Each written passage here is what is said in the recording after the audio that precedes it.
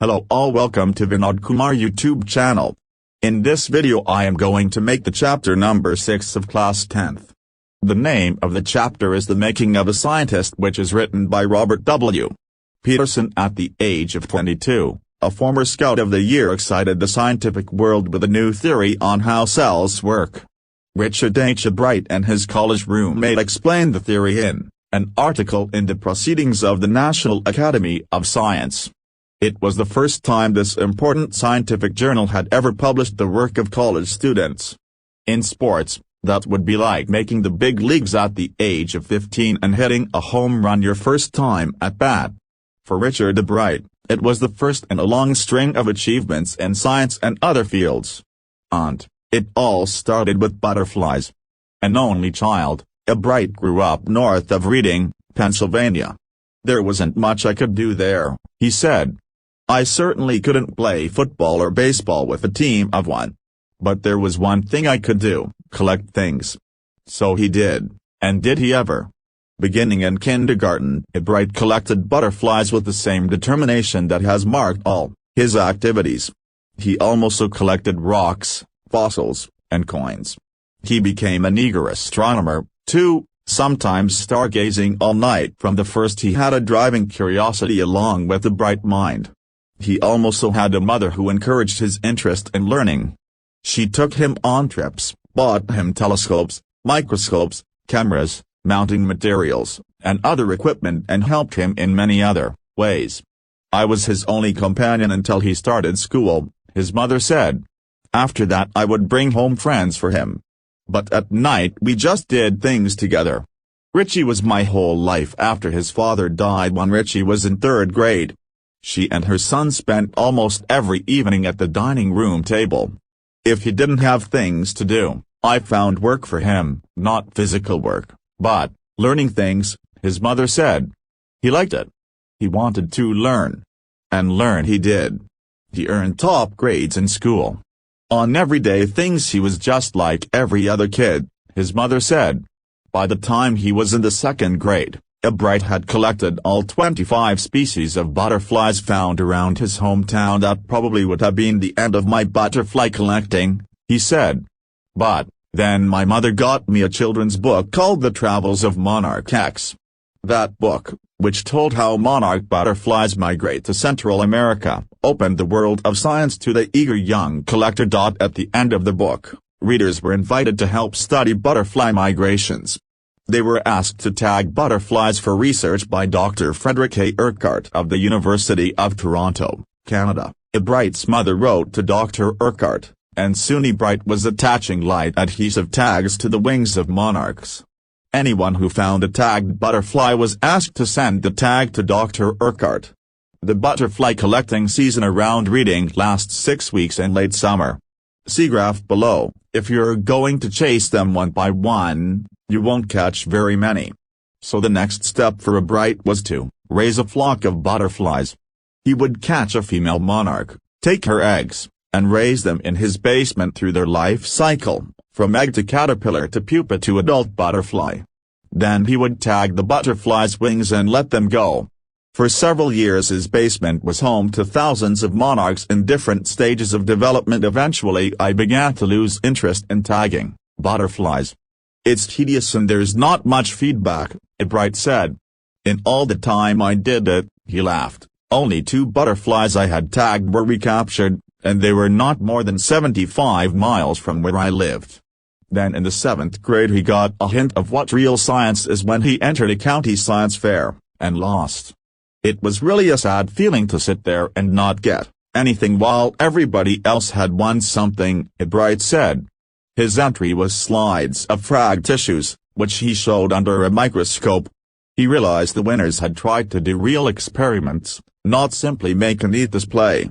Already the competitive spirit that drives Richard Bright was appearing.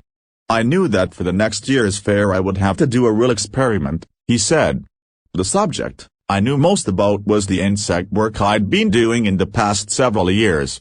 So he wrote to Dr. Urquhart for ideas, and back came a stack of suggestions for experiments.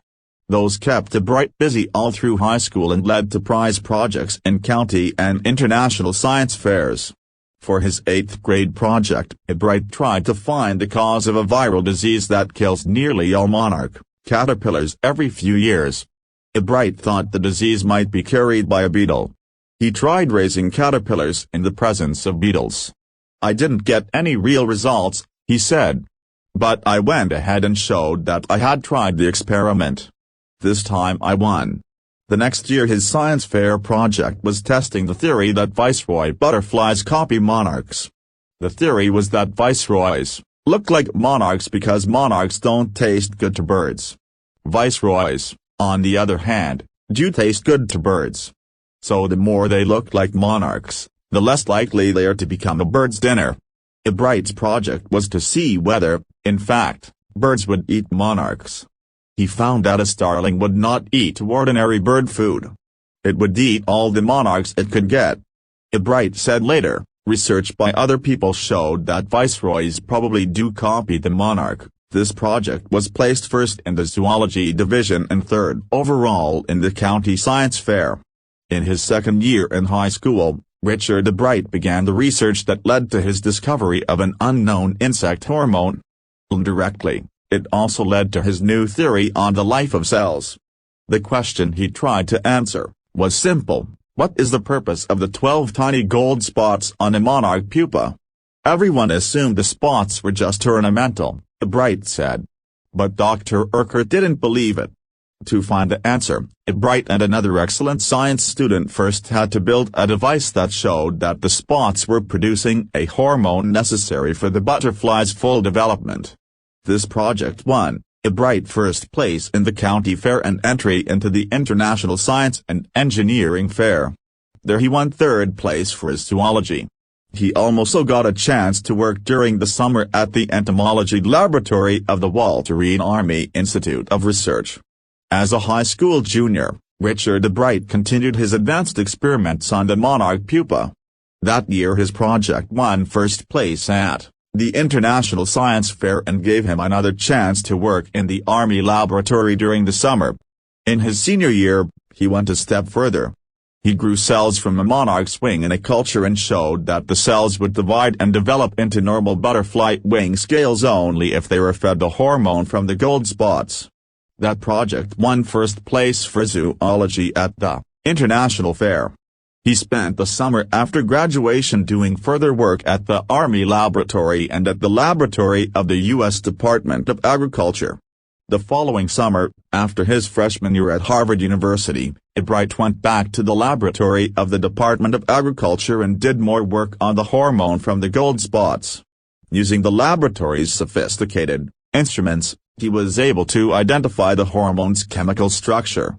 A year and a half later, during his junior year, Bright got the idea for his new theory about cell life.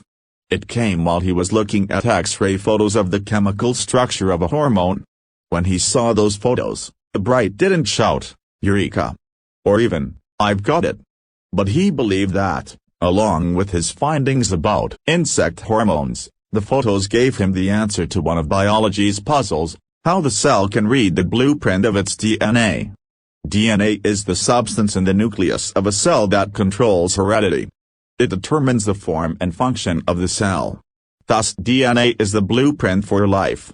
Bright and his college roommate, James R. Wong, worked all that night drawing pictures and constructing plastic models of molecules to show how it could happen. Together they later wrote the paper that explained the theory. Surprising no one who knew him, Richard Bright graduated from Harvard with highest honors, second in his class of 1,510. Bright went on to become a graduate student researcher at Harvard Medical School. There he began doing experiments to test his theory. If the theory proves correct, it will be a big step towards understanding the processes of life. It might also lead to new ideas for preventing some types of cancer and other diseases. All of this is possible because of Bright's scientific curiosity. His high school research into the purpose of the spots on a monarch pupa eventually led him to his theory about cell life. Richard Bright has been interested in science since he first began collecting butterflies, but not so deeply that he hasn't time for other interests. Bright also became a champion debater and public speaker and a good canoeist and all-around outdoors person. He is also an expert photographer, particularly of nature and scientific exhibits. In high school, Richard Bright was a straight-A student. Because learning was easy, he turned a lot of his energy towards the debating and Model United Nations clubs. He also found someone to admire, Richard A. Weiherer, his social studies teacher and advisor to both clubs. Mr. Weiherer was the perfect person for me then. He opened my mind to new ideas, Bright said. Richard would always give that extra effort, Mr. Weiherer said. What pleased me was, here was this person who put in 3 or 4 hours at night doing debate research besides doing all his research with butterflies and his other interests. Richard was competitive, Mr. Weiherer continued, but not in a bad sense.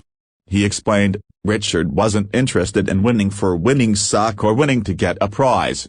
Rather, he was winning because he wanted to do the best job he could. For the right reasons, he wants to be the best. And that is one of the ingredients in the making of a scientist.